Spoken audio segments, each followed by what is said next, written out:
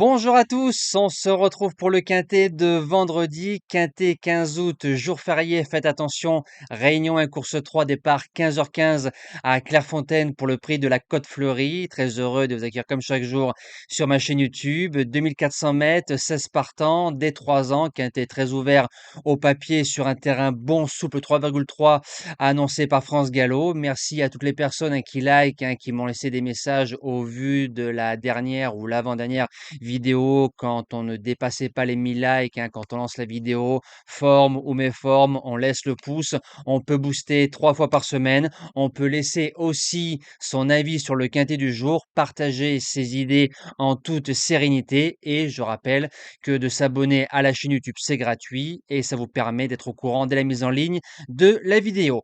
On va retrouver les résultats de la journée donc de mardi, une journée qui s'est bien passée.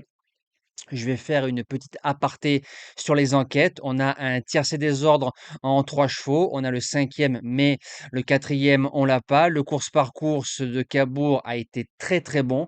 Pourtant, c'était la réunion la plus difficile du meeting d'hiver estival pour l'instant. On fait un 6 sur 8 avec les jeux simples. On a notre dernière minute qui s'impose. Base gagnante payée. 3 sur 4 à faire avec les objectifs.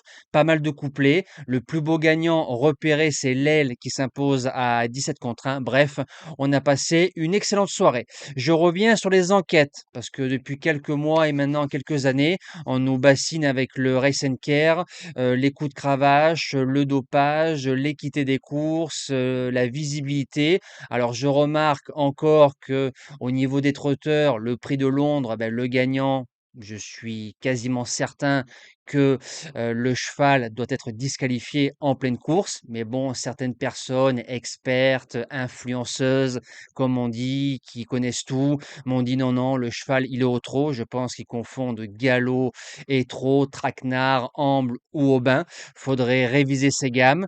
Hier, du côté de Deauville, on voit très bien en plus la vue de face, le 4 qui se déporte sur le 9 et le 9 qui gêne le 1 et le 6. Si on suit le code des courses, le 4 doit être rétrogradé vis-à-vis des chevaux qu'il a gênés. Et hier soir, du côté de Cabourg, dans la 4e, quand on avait un objectif, on voit qu'il y a une mini-gêne entre le 2 et le 1 et on a rétrogradé immédiatement le 2. Alors je ne sais pas si c'est au cas par cas ou au nom des entraîneurs. Personnellement, quand il y a faute, que ça me concerne ou non, les règles doivent s'appliquer pour tout le monde. Allez, c'est parti pour la base gagnante et la sélection du jour. Je mets le numéro 7, Flamme Rouge. Premier quintet, premier handicap. La jument reste sur 2 victoires. Elle est placée en 37 de valeur. Elle a battu Golden Treat qui est ensuite répété face à Merano. Merano qui est en 44 de valeur. Le seul hic qu'il peut y avoir, c'est que c'est une jument qui attend. Il y aura Christophe Soumillon avec un bon parcours. Flamme rouge en 37. Je signe. En deuxième base, le 2 Bellagio. C'est un cheval qui a fait troisième pour sa seule sortie sur la piste de Clairefontaine. C'était sur le mile 1600 mètres. C'est un cheval, alors ses origines, Siouni, en général, c'est des chevaux qui sont bons sur courte distance.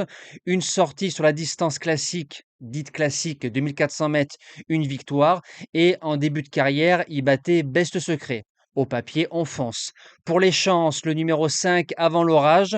Alors, ça fait 2 fois que c'est la note au niveau des quintets, 10e, 7e. C'est un cheval qui doit attendre. Alors, ça me gênait de mettre 2 bases qui attendent, ça veut dire le 7 et le 5. Mais avant l'orage, avec un bon parcours, peut tout aussi bien gagner ce genre d'événement. En 4e position, le 10, Karisha. Alors, Karisha, j'aime bien.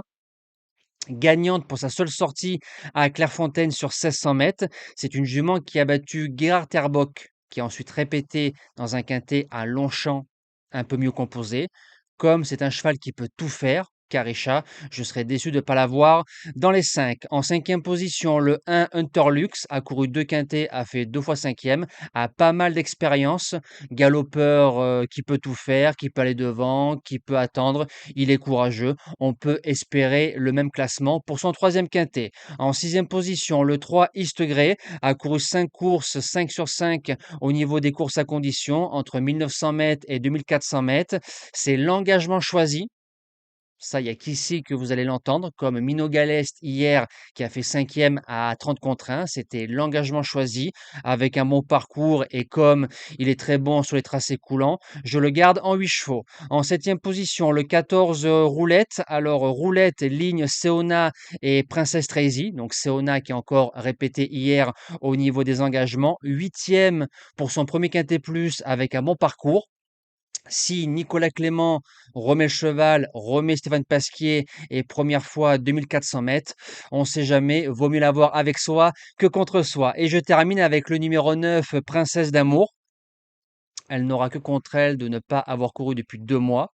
A couru 2 quintets, 6e, 3e. Dans la foulée, elle gagnait sa course à condition du côté de Paris-Longchamp.